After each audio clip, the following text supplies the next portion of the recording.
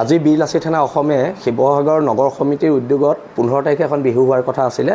বিহুখন ইতিমধ্যে বাতিল কৰা হৈছে। বিহুৰ বাবে যিখিনি আৰ্থিক অনুদান ৰাইজে আগবঢ়াইছিলে সেই অনুদান আমি সামৰিক বাহিনীলৈ ডিচি মহোদয়ৰ যোগেদি আমি দান কৰিম।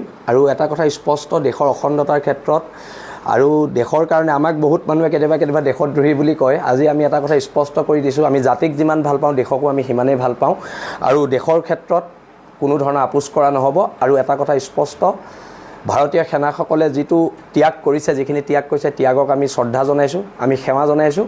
আৰু পাকিস্তান 4 ভাগত বিভক্ত কৰি দিয়ক এই সুযোগতে, আৰু লগতে POK পাক অকুপাইড কাশ্মীৰ যাতে IOK হয়, ইণ্ডিয়ান অকুপাইড কাশ্মীৰ হয়, আমি তাৰ বাবে প্ৰাৰ্থনা জনাইছোঁ।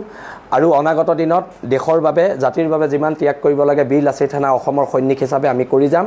আৰু এই সিদ্ধান্তত আমাৰ কেন্দ্ৰীয় সমিতিৰ সম্পূৰ্ণ সহমত আছে, আমাৰ জিলা সমিতিৰ সহমত আছে। আৰু সেইবাবে আজি বীৰ লাচিত সেনা অসমে শিৱসাগৰ নগৰ সমিতিৰ উদ্যোগত 15 তাৰিখে এখন বিহু হোৱাৰ কথা আছিলে।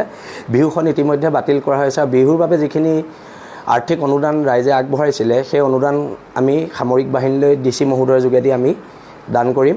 আৰু এটা কথা স্পষ্ট, দেশৰ অখণ্ডতাৰ ক্ষেত্ৰত আৰু দেশৰ কাৰণে আমাক বহুত মানুহে কেতিয়াবা দেশদ্ৰোহী বুলি কয়। আজি আমি এটা কথা স্পষ্ট কৰি দিছোঁ, আমি জাতিক যিমান ভাল পাওঁ দেশকো আমি সিমানেই ভাল পাওঁ আৰু দেশৰ ক্ষেত্ৰত কোনো ধৰণৰ আপোচ কৰা নহ'ব। আৰু এটা কথা স্পষ্ট, ভাৰতীয় সেনাসকলে যিটো ত্যাগ কৰিছে, যিখিনি ত্যাগ কৰিছে, ত্যাগক আমি শ্ৰদ্ধা জনাইছোঁ, আমি সেৱা জনাইছোঁ।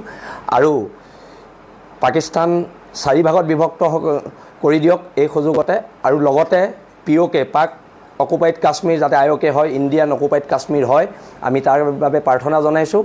আৰু অনাগত দিনত দেশৰ বাবে, জাতিৰ বাবে যিমান ত্যাগ কৰিব লাগে বীৰ লাচিত সেনা অসমৰ সৈনিক হিচাপে আমি কৰি যাম। আৰু এই সিদ্ধান্তত আমাৰ কেন্দ্ৰীয় সমিতিৰ সম্পূৰ্ণ সহমত আছে, আমাৰ জিলা সমিতিৰ সহমত আছে। আৰু সেইবাবে